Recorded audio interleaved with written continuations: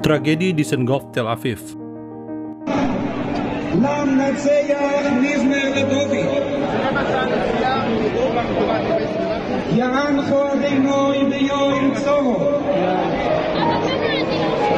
Sebuah acara Syabat berlangsung di Stadion Bloomfield, Tel Aviv, Kamis 7 April 2022 malam.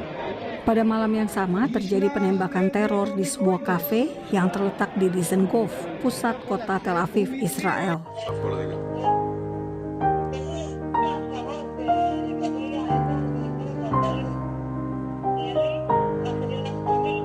Peristiwa ini adalah aksi teror keempat di Israel dalam waktu kurang dari 3 minggu.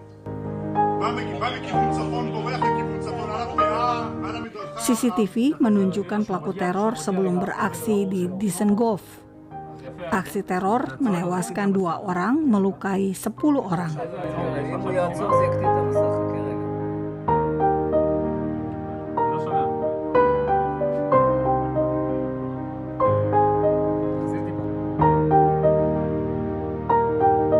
Penembakan semalam terjadi di Ilka Cafe. Foto yang Anda lihat adalah suasana jika kafe ramai. Tel Aviv adalah kota yang terkenal sebagai kota bisnis dengan kehidupan sekuler yang kental. Kafe-kafe terbuka di tepi jalan bisa Anda temui hingga lewat tengah malam.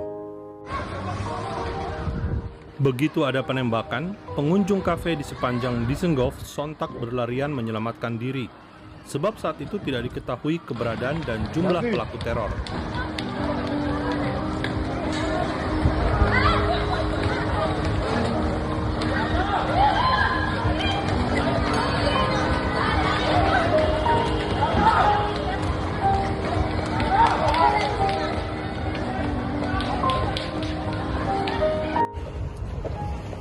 Kehidupan di Tel Aviv malam itu berubah menjadi siaga penuh.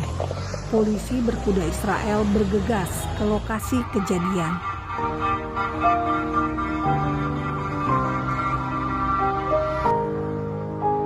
Sirena ambulans meraung-raung memecah kesunyian malam.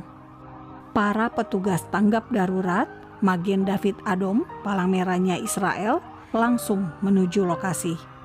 Magen David Adom membawa korban ke 3 rumah sakit. 2 korban tewas di rumah sakit setelah mendapat pertolongan.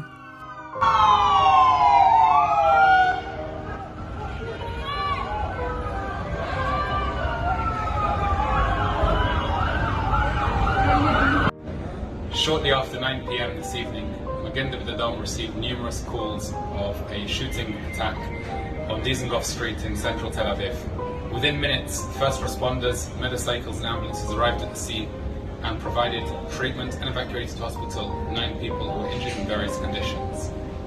In addition, Magen David Adom supplied 145 units of blood to the various hospitals around the incident.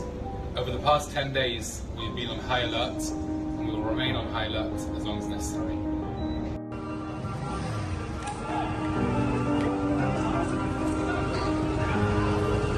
Selamat tinggal.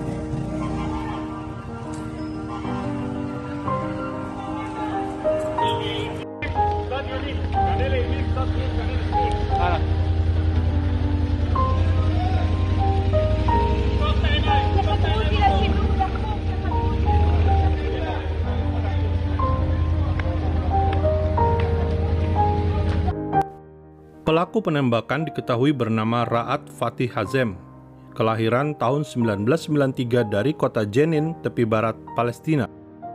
Pelaku berhasil dilumpuhkan oleh Israel. Warga Jenin dan Gaza menyambut aksi teror tersebut, bukan mengecam. Jika selama ini teror datang dari Gaza yang dikuasai Hamas, kali ini teror datang dari tepi barat, yang berada di bawah kuasa Fatah. Pelaku penembakan 4 orang di Bnei Brak, kota tetangga Tel Aviv, juga berasal dari Jenin. Sejak tahun 2021, militansi warga Palestina di tepi barat meningkat, seiring dengan meningkatnya pengaruh Hamas di tepi barat. Dalam sebuah wawancara 7 April 2022, Jihad Islam Palestina mengakui ada kerjasama antara Gaza dan tepi barat guna melawan Israel. Saudara, Israel menghadapi gelombang teror dari wilayah Palestina di tengah menghangatnya hubungan damai Israel dengan negara-negara Arab di Timur Tengah. Israel yang selama ini berusaha hidup dalam damai menghadapi tantangan dari mereka yang menolak damai. Israel yang berusaha hidup damai justru mendapat penolakan dari mereka yang setuju pada kekerasan dan teror demi mencapai tujuan. Israel sebagai negara tentu saja melindungi warganya, sehingga polisi perbatasan dan unit anti-teror Israel Yamam dipastikan akan bekerja keras meredam kekerasan dan teror agar kehidupan warga Israel bisa berjalan normal dan aman dari terorisme. Pemerintah Israel sejauh ini sudah berusaha mencegah aksi teror terjadi. Pengetatan keamanan berlangsung di setiap pintu perbatasan antara Israel dan Palestina.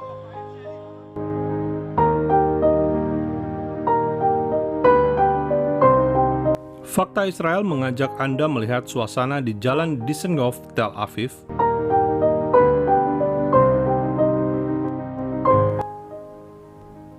Anda bisa membayangkan betapa menyenangkan hidup sebagai warga negara Israel yang cinta damai. Anda bisa membayangkan betapa menderitanya kehidupan mereka yang terperangkap dalam kebencian terhadap orang Yahudi dan negara Israel. Fakta Israel mengajak kita semua untuk berdiri menolak kekerasan dan teror. Kita harus berada bersama para pendamai, bukan peneror. Kita harus memilih bersimpati pada korban tidak berdosa atau pelaku teror atas dasar kebencian.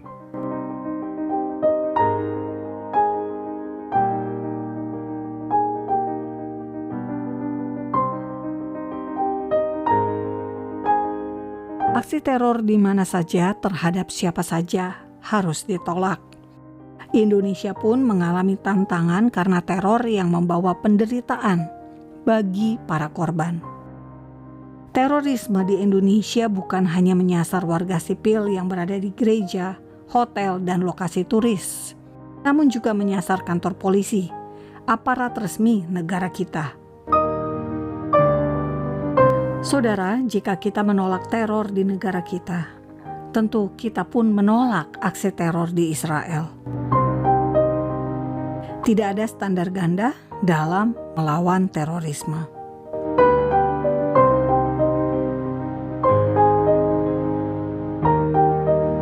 Salam damai dari Fakta Israel.